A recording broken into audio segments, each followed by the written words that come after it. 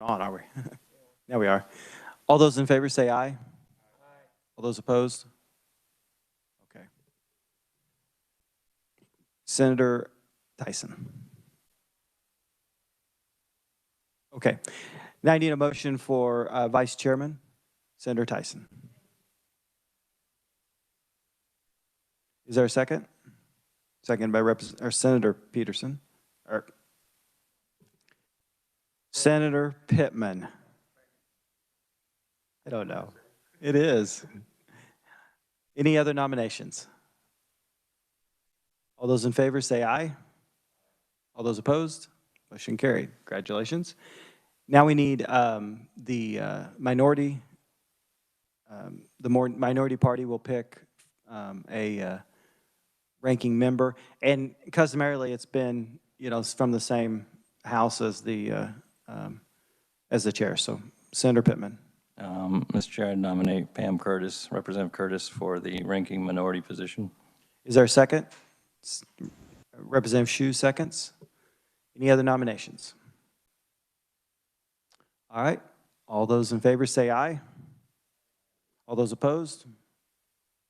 Motion carried. All right.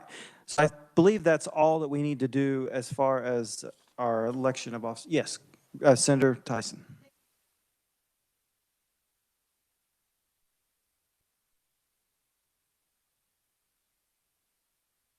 No, it would be next year. Yes. Yeah. When we have re-elections, then it would be next year for the, yeah. Mm-hmm. So just for a little bit here, I thought that we might have a discussion. The reviser put together a memorandum, and we'll let him talk a little bit. I did introduce this bill in appropriations.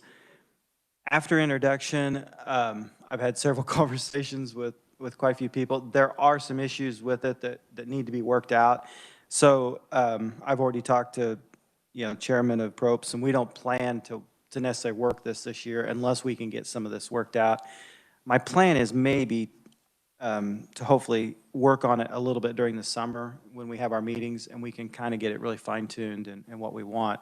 I think most people are fine with the idea, as long as, one of the big glaring issues of it is that it's written to say that we would approve the contracts. Well, I think our intention was before that to do something before the RFP went out, not to get in the middle of the contracts and things like that. So, just that was something that was just oversight. So with that, yeah, Senator, I'm gonna have a terrible time with that, Senator Pittman. You'll get used to it. Thank you so much. And just on that point, I mean, I do have to leave a little early, as I mentioned before, but I wanted to mention to this committee, as we discussed in the interim, there were two bills that were proposed by the administration, Department of Administration. One had to do with cybersecurity and cleaning up the cybersecurity bill so it became a little better than what it was before. And the other one had to do with going to a risk-based project oversight for the JCIT. And I believe your bill keeps the structure of project review as is.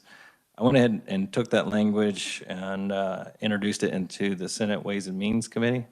I don't have numbers yet because it hasn't gotten out of the revisers. They've got the RS number, but it will come out soon. I'll send this out. I'll send that out to Gary, and he can send out the bill numbers later on. But just wanted to let you guys know that we can work on those as well, and that they're basically blessed now. So, okay, yeah, that sounds good. Thank you. I specifically did not put that language in this bill because if we pass this bill and then we passed the risk-based bill, it would automatically just change this. So I thought that it was better if we kind of looked at it in two different topics. So, but I appreciate you introducing those. So, all right. With that, I think we'll have Matt. Are you the one going to give us an overview of this? Yes, I am. Thank you. Thank you, Mr. Chairman. Good afternoon, committee. Before I jump into just a kind of a description about House Bill 2188, I will note that the two bills that Senator Pittman referenced are Senate Bills 249 and 250. So they have been introduced. They're in the Committee on Ways and Means. So for House Bill 2188, The bill would amend KSA 46-2102 and 75-7209 concerning contracts for information technology projects. So under current law, when an agency proposes an information technology project, the agency submits a project budget estimate to the Chief Information Technology Officer for the branch of government of which that agency is a part of. Before the agency can begin implementation of the project plan must be approved by the head of that agency and the CTO. All applications for bids related to an approved project are also reviewed by the CTO. So House Bill 2188 would require that before an agency signs a contract for an IT project, the agency would have to submit information about the project and the contract to this committee and allow for an opportunity for the committee to provide comments to the agency. The bill would also make corresponding changes to the powers and duties of this committee, requiring the committee to review and comment on all state agency information technology projects. To clarify, so there's nothing about an approval process. This committee would not be approving contracts. Simply, information would be required to be submitted to the committee, and the agency would have to allow the committee an opportunity to provide feedback and comments on that project and that contract prior to entering into the contract. And then lastly, I just provided a definition on what's from current law on what constitutes an information technology project. And I'd be happy to try to answer any questions that the committee might have.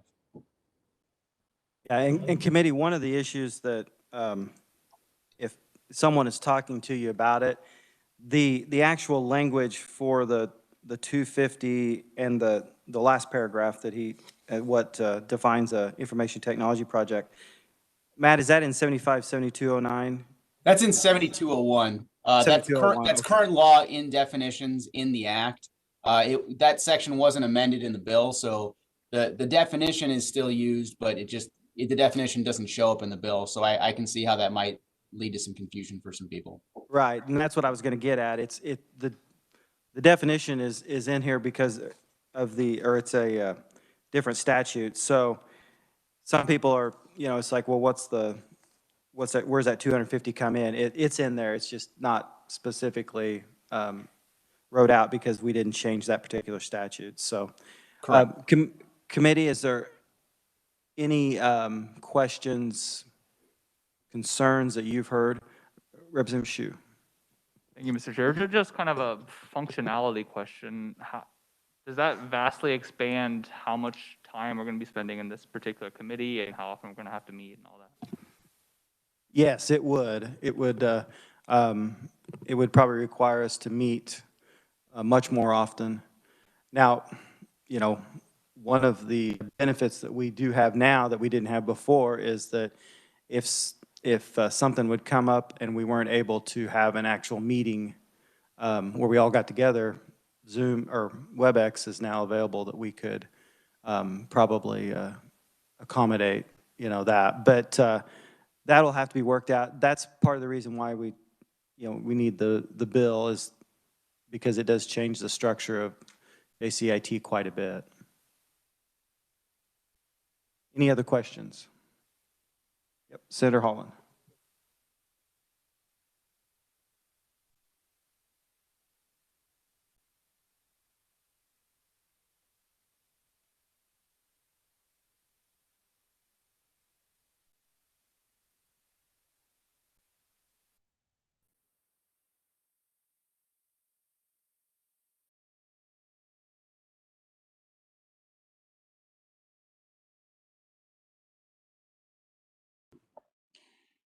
Can't hear Senator Holland. My mic on, I'm sorry. Does this bill at all enable us to meet on a more periodic basis?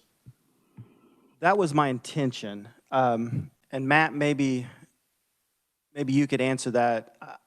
I'm not sure that it forces us to meet, but it does give us the ability that we would have to meet before any IT project went forward. Is that right, Matt? Thank you, Mr. Chairman. So it doesn't change the requirement of when you meet, but yes, you're right in that Since there would now be a requirement for this committee to provide that feedback on every agency's IT project that met that threshold, probably would be a necessity to meet more frequently. So under current law, this joint committee can meet at any time in any place within the state on the call of the chair. So that authority exists in statute. You don't need to change that. But the times in which this committee would need to meet in order to meet those new statutory requirements would be more frequently, for sure.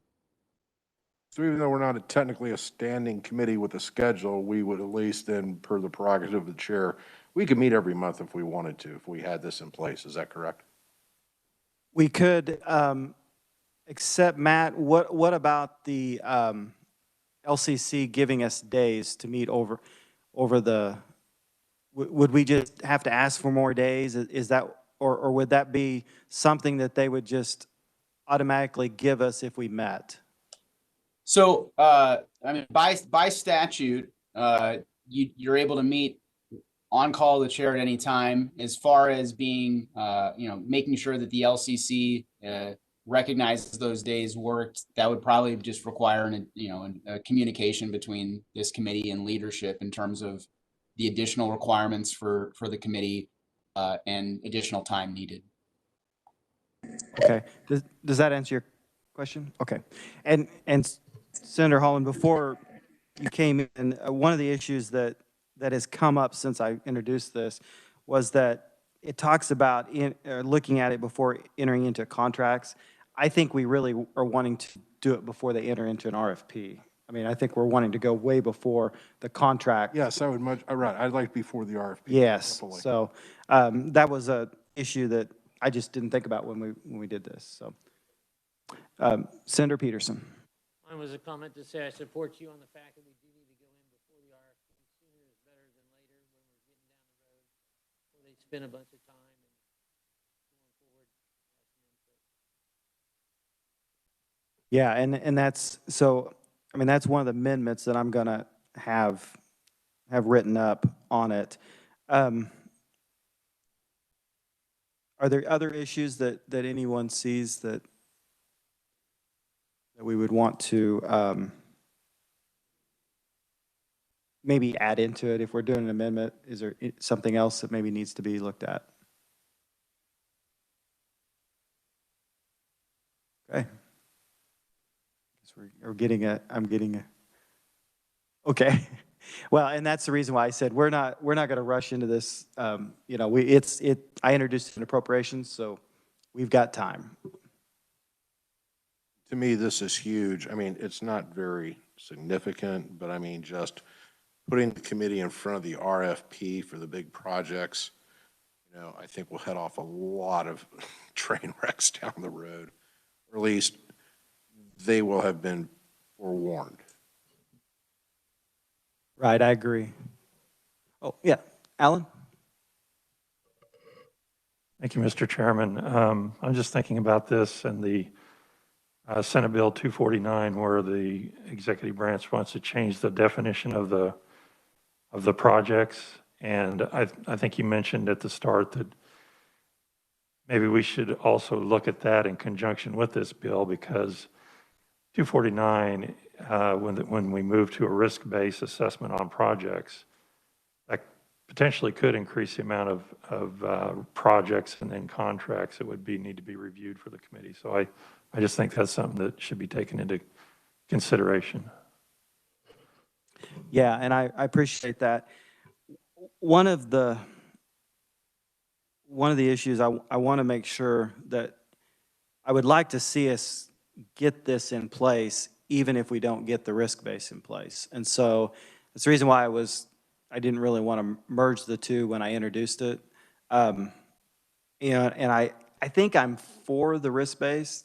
It's just that there's still some questions on that really need to be addressed. And so, maybe if we get all the questions addressed and we're all good with both, then we could merge them and, as one bill. But yeah, I think that we need to have more on that risk base talk on it. So, and it sounds like maybe the Senate might be looking at it. Anything else? All right. Well, with that, I think we're going to go ahead and adjourn. Look for us, we'll probably have one more meeting at least before, before we leave here in order to look at our quarterly, the quarterly plans. We did. Congratulations, you are part of the committee. Sure.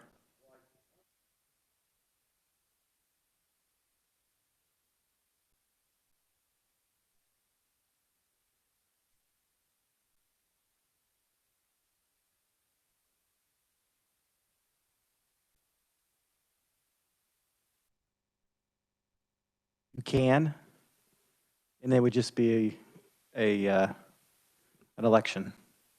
We actually, was it 2 or 3 years ago, we actually did have a Democrat elected to the building committee. So yeah, it's possible. You just have to get a, right, yeah, your predecessor, that's right. It's possible, you just have to get the votes to do it. Okay, so we just elected Senator Peterson, right? He's our new chair? I'm the new chair, and he's the, You're, yeah. okay. Yeah, So- because it's the House's year to be the chair of these committees. Okay, so if I arm wrestle Mike, maybe he might, okay. Yeah, yeah, you'd have to arm wrestle Mike, so, all right. All right, committee, thank you for coming, and we are adjourned.